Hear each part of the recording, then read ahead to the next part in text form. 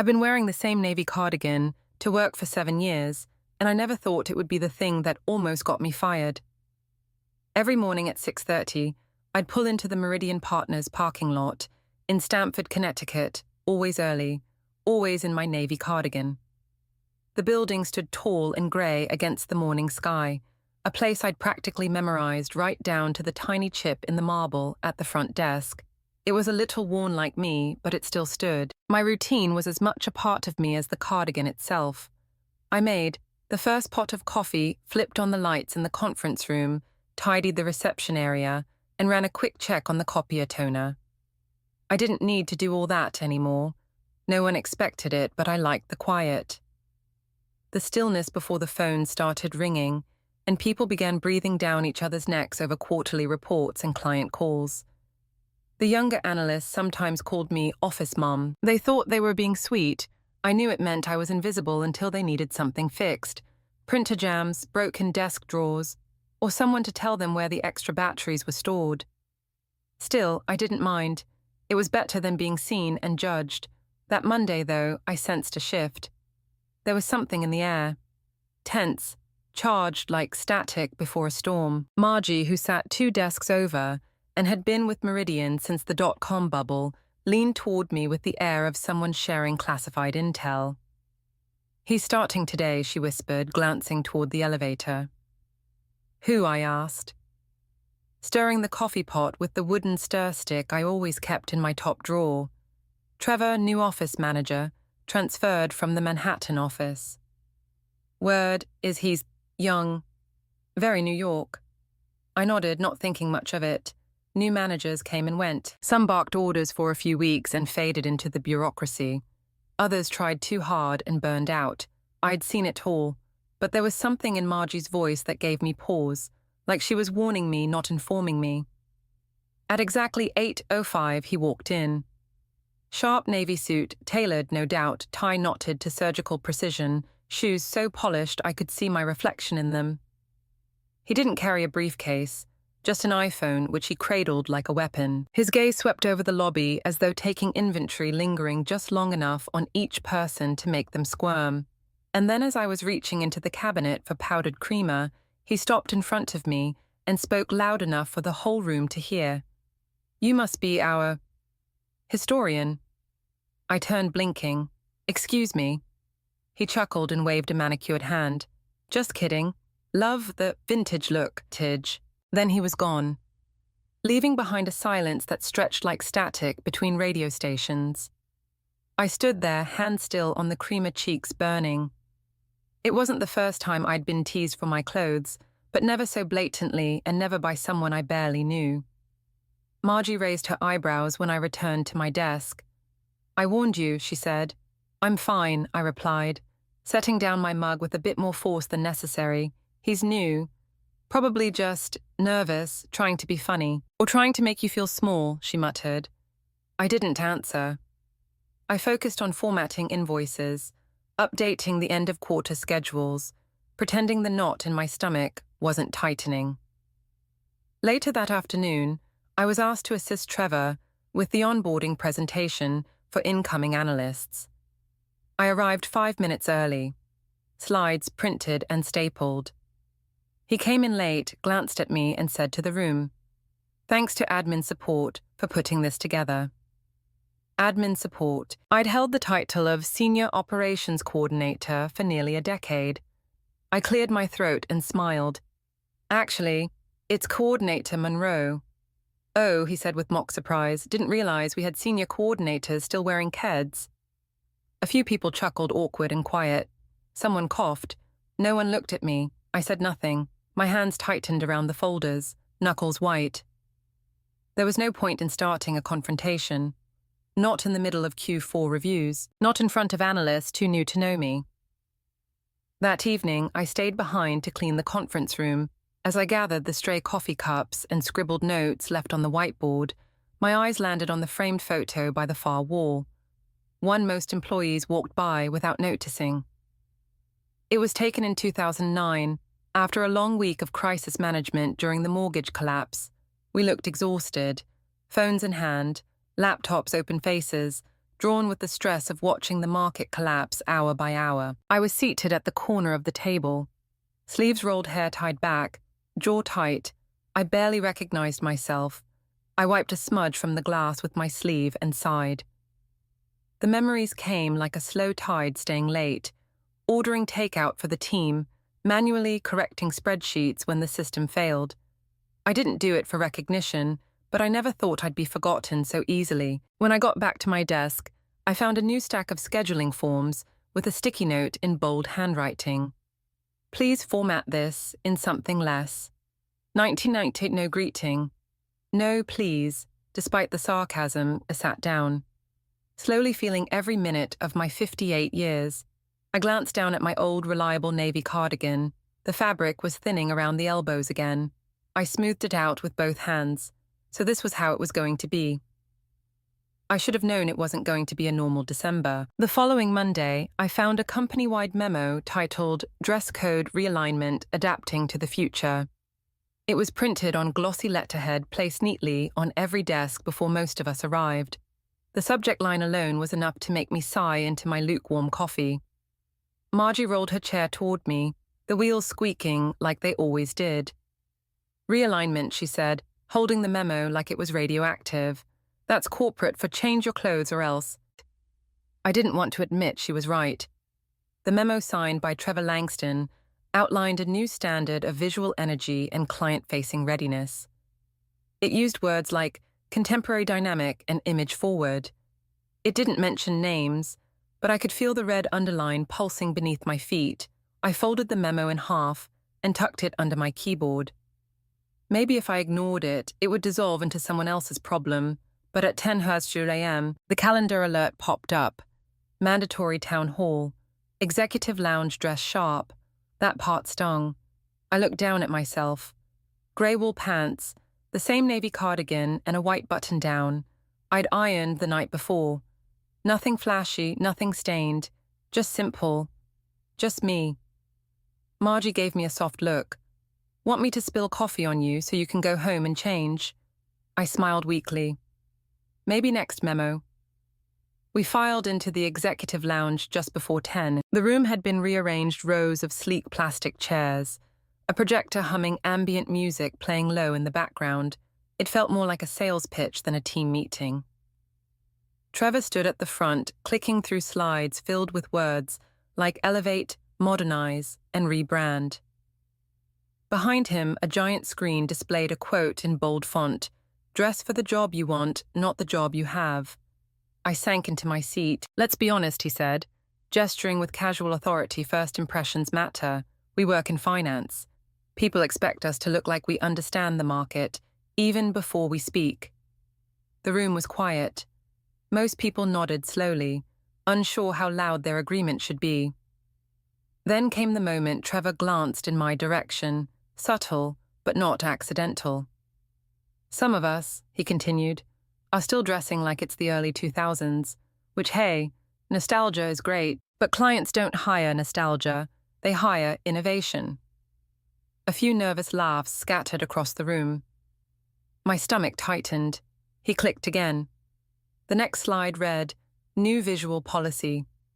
Business casual attire must be modern, tailored, and client-ready. Athletic shoes, cardigans, and outdated cuts are discouraged. Every employee is encouraged to self-assess their brand.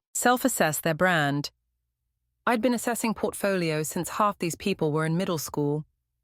From the back corner of the room, I noticed a man standing with his arms folded. He looked to be in his mid-60s, with thick silver hair and a calm expression that didn't match the anxiety in the room. He wasn't taking notes. He wasn't even pretending to be interested, just watching.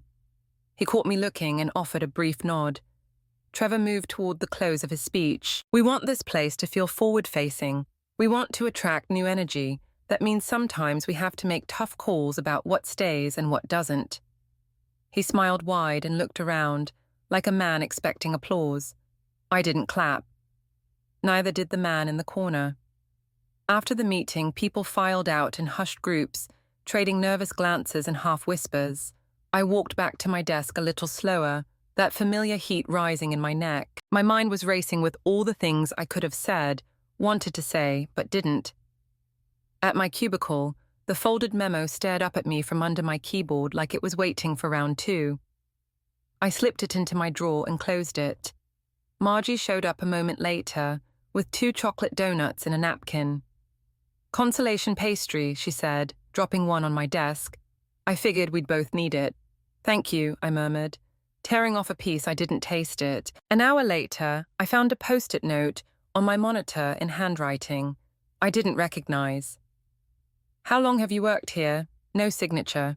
Just that. I looked up, heart stuttering. The man from the back of the room gone. No one seemed to notice him leave. Was he with corporate, an investor, or just a friend of someone high up? No one had introduced him. No one seemed to know his name, but he'd seen everything. And as I leaned back in my chair, eyes drifting over the top edge of my cubicle wall, something inside me shifted. Maybe Trevor was just insecure. Maybe he was trying to prove something. But what he didn't know, what none of them knew, was that I'd been here through more than a dress code update. I'd been here when the markets crashed, when the lights stayed on at midnight, and when nobody could make payroll without moving pieces like a chessboard. I was more than my clothes, more than my shoes, more than a first impression. I wasn't sure if he meant me, but everyone else in the room was. 3 days later, Trevor held a vision lunch where everyone was encouraged to dress for the position they wanted. The invitation came by email, written in that upbeat HR tone that always makes you feel like you're being punished for something, but in a fun way. "Let's come together for a bold, forward-facing lunch. Business attire encouraged. A fresh start begins with a fresh look." Margie walked past my desk, holding the email up like it was a subpoena. "Is this really happening?" she muttered. "Oh, it's happening," I said, deleting mine without opening it twice. Still, I showed up. Of course I did. That's what people like me do. We show up, not because we want to, not because we agree, but because showing up is part of how we've survived in places like Meridian Partners for decades. I wore what I always wore. My navy cardigan, pressed grey slacks, low black shoes, practical, respectable, the same outfit I'd worn in every earnings season since 2011. But that day I felt it differently on my skin, like it was suddenly too loud, too visible, like my clothes had started speaking for me before I could. The conference room had been transformed. There was a lunch buffet, fancy wrapped sparkling water in glass bottles, fruit skewers, no one touched, ambient music played softly in the background, and the projector screen at the front read, "Your future is now." And then there was the fashion show. Not officially, of course, but that's what it looked like. People had dressed like it was the first day of a new job in a different company, sharper collars, tailored skirts, designer shoes. Someone even wore heels that clicked loudly across the floor like punctuation. Trevor stood near the front, hands clasped like a TED speaker. His smile was all teeth. "Thank you all for coming," he said. "Today isn't just about lunch, it's about identity, about visual ambition." He walked slowly through the crowd like he was inspecting soldiers. My eyes followed him, trying not to. Then he reached me. "And here we have consistency," he said, voice bright, gesturing toward me like I was an exhibit. "That's what legacy looks like." The room froze. No one laughed this time. A few people looked down. One analyst cleared his throat but didn't speak. I felt my face flush, but I didn't move, I didn't reply. I held his gaze just long enough to make him look away. Then a chair scraped at the back of the room. The man with silver hair, the one from the town hall, stood and walked toward the front. He wore a simple navy jacket, no tie, and a calmness that unsettled the room more than Trevor's speeches ever could. He turned to Trevor, offered a handshake, and said plainly, "Richard Keller, good to meet you." Trevor hesitated. I saw it in the twitch of his fingers before he accepted the handshake. "I didn't know we had visitors today," he said. "You do now," Richard replied, his voice steady. Trevor chuckled. "Well, welcome. This is our first vision lunch, part of our effort to update the workplace culture." Richard nodded. Then he turned to face the room. "You know," he said, "I've been part of Meridian longer than most people here have been in the workforce. And the best thing I've seen in all that time wasn't anyone's wardrobe." The room shifted. Everyone was listening. It was during the 2008 crash, Richard continued, when half the company wanted to pack up and go home. There was one person who stayed late every night to keep things moving, who hand-entered hundreds of client records, who called nervous retirees and reassured them their money was safe. He paused. She didn't do it for recognition. She did it because she believed in this place. That person was Elaine Monroe. I couldn't move. Richard turned to Trevor funny 10 years ago. That legacy saved this company during the mortgage crash. Silence. Trevor opened his mouth, closed it again. No one moved. Richard smiled gently. Style matters, but so does substance, and sometimes the quietest ones are carrying the weight of your entire business. He turned and walked out of the room. Nobody followed him. Trevor cleared his throat, but the damage was done. The atmosphere had shifted. Something had cracked open, and no one was rushing to seal it. Margie appeared at my side with a plastic plate full of untouched fruit. That was something, she whispered. I nodded slowly, my mind still spinning. Richard Keller. The Richard Keller. Co-founder. Investor legend. And he'd stood up for me. Trevor turned pale, and I finally realized who Richard really was. I'd seen people dismissed in private before, but never publicly humbled like Trevor was that day.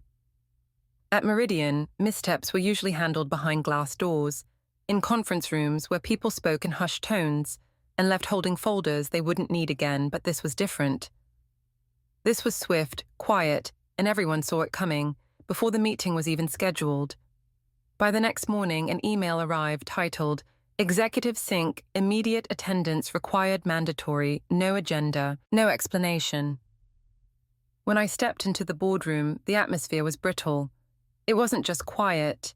It was alert, like the air had paused mid-breath.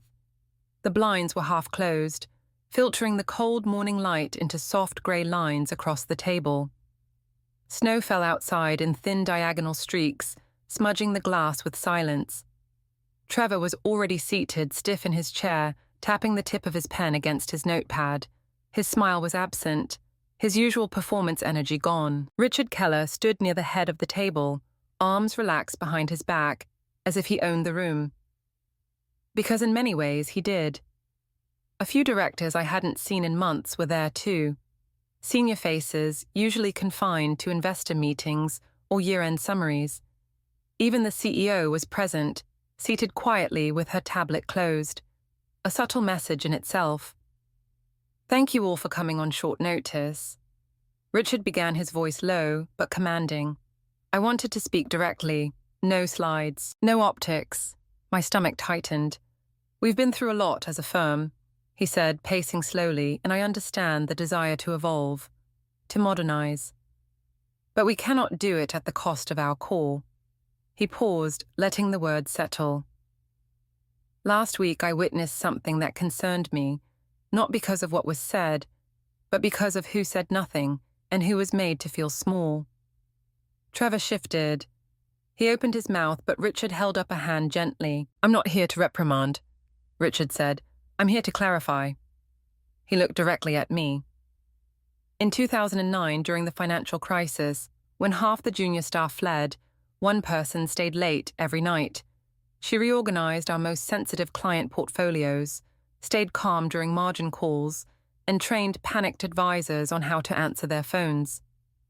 He turned to the CEO. You remember, don't you? She nodded slowly.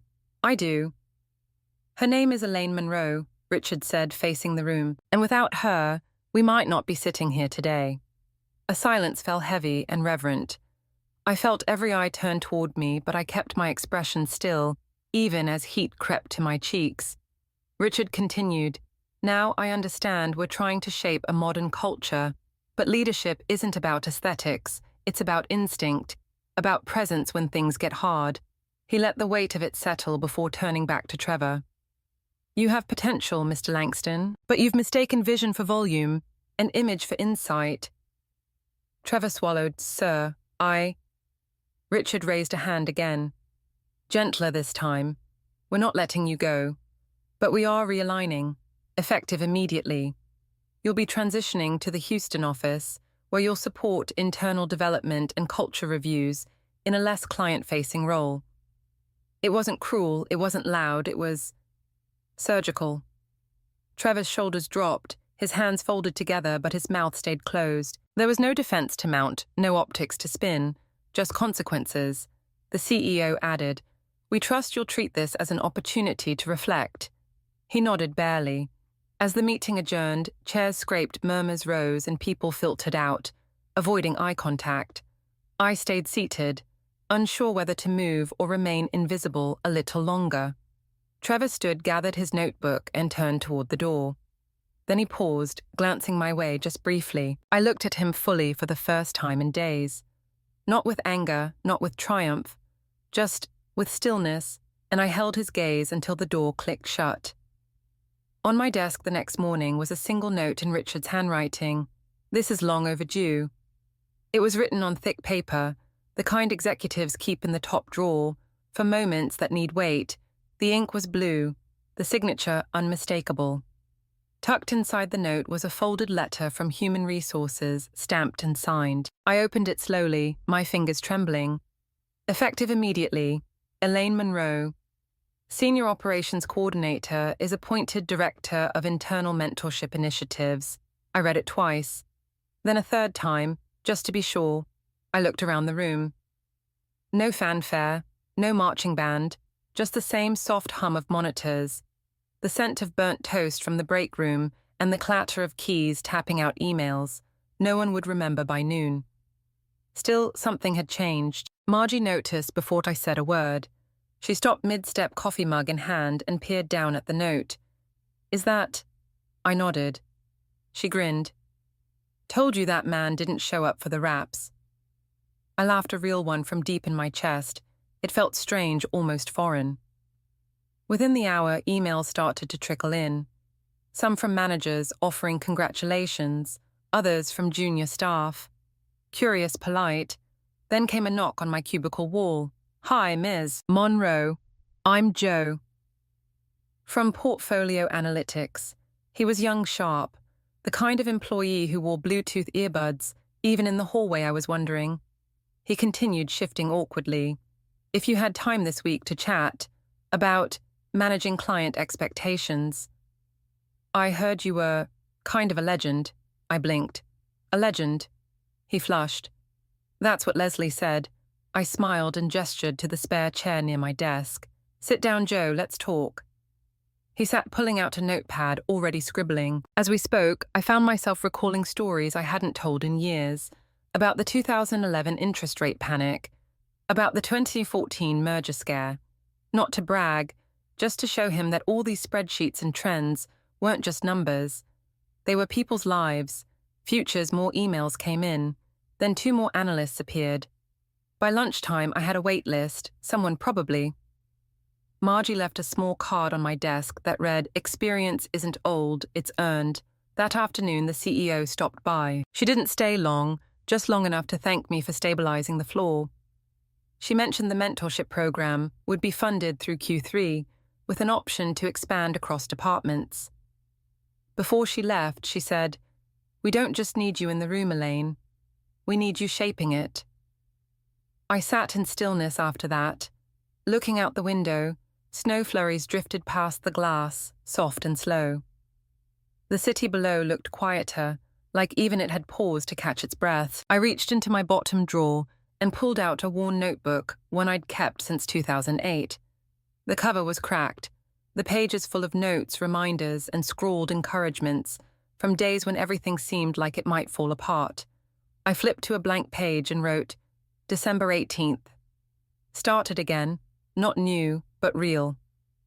At 4:45 p.m. I finally stood up, stretched, and walked to the coffee station. Someone had left a tin of holiday cookies with a sign that read, "Take 1 or 3. I took 2 and brought 1 back to Margie. She smiled and raised an eyebrow. "Feeling seen yet? I think I might be," I said. Before I left, I paused by the framed photo on the far wall. The one from 2009. I stared at my younger self. Same cardigan, same posture, just less grey at the temples. I leaned in and whispered, "You held on." Back at my desk, I shrugged on my cardigan. It smelled faintly of peppermint and coffee, my badge still clipped to the lapel, the sleeves still frayed at the elbows, and yet for the first time in weeks, I wore it with pride. Maybe this old sweater still had a few boardrooms left in it. That Friday, the office threw a small celebration not for a promotion, but for resilience. It wasn't in the budget, wasn't even planned.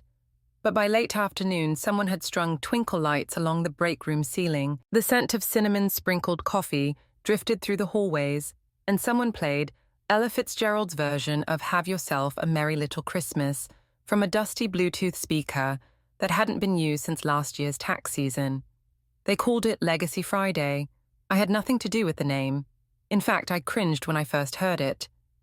Margie whispered it to me while setting down a tray of thumbprint cookies. But then Joe brought in a handmade card signed by nearly every employee under 40. Inside it read, "Thank you for proving that strength doesn't have to shout." I didn't know what to say. We gathered in the conference room just before sunset. The sky outside turned lavender behind the glass, and snow fell in soft diagonals, blurring the skyline.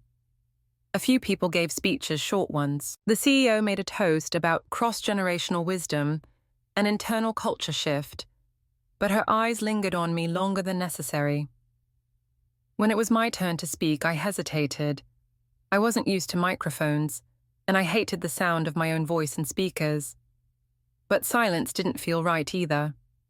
I stepped up, smiled gently, and said, "I'm not one for speeches, but I do know this kindness never goes out of style. And the people who show up even when it's hard, those are the people who carry the soul of a company." That was it. Nothing rehearsed, just truth. A few people clapped. Margie wiped her eyes and blamed the dry office air. Even Joe got misty, and I noticed he wasn't wearing earbuds for once. Afterward, Richard approached with 2 mugs of spiced cider. "You handled it with grace," he said. "I almost didn't handle it at all," I admitted. "I nearly quit that week. I would have stopped you." I smiled. "You always that quiet when you visit?" He chuckled. "I prefer to observe. Loud people tend to reveal themselves faster." We sipped in silence for a moment. Then he said, "You know, when I first met you in 2009, you were knee-deep in files snapping at some junior associate about labeling errors. I remember that." I laughed. He didn't know the difference between client and contact. "Well, he's a partner now, still talks about that day." I blinked. "Seriously?" Richard nodded. Some lessons echo. As the night wound down, people trickled out. The lights dimmed. Someone replaced the jazz with a playlist of 80s ballads, which made Margie dance alone by the coffee cart. Trevor didn't come, of course. Word was he'd arrived in Houston the day before. A few folks mentioned he'd sent a polite email to the leadership team, expressing a commitment to growth. I didn't read it. I didn't need to. Before leaving, I walked past my desk where someone had placed a small package wrapped in brown paper. No tag, just a handwritten message on top, to the heart of the room. Inside was a new navy cardigan. Not fancy, but soft. Classic, with elbow patches stitched in just the right place. I smiled, holding it to my chest. Before shutting down my computer, I opened a blank document, no emails, no spreadsheets, just a line I needed to write. Sometimes the most powerful person in the room is the one who chooses not to shout. I hit save, turned off the monitor, and as I reached for my coat, I glanced back at the empty room, the flicker of the tree lights reflecting off the glass, the faint music, the smell of cookies still in the air. And as I turned off my desk lamp that night, I realized maybe being invisible wasn't the curse. Maybe it was my greatest gift. Never judge someone by their appearance or the clothes they wear. In the workplace, kindness, patience, and quiet experience are often the most powerful forces holding everything together. Some people carry entire teams without needing attention or applause, and one day their silence will be heard. True leadership doesn't shout. It listens. It shows up when it matters. And sometimes the strongest person in the room is the one who's been underestimated the longest. Because being overlooked isn't weakness. It's just waiting for the right moment to be seen.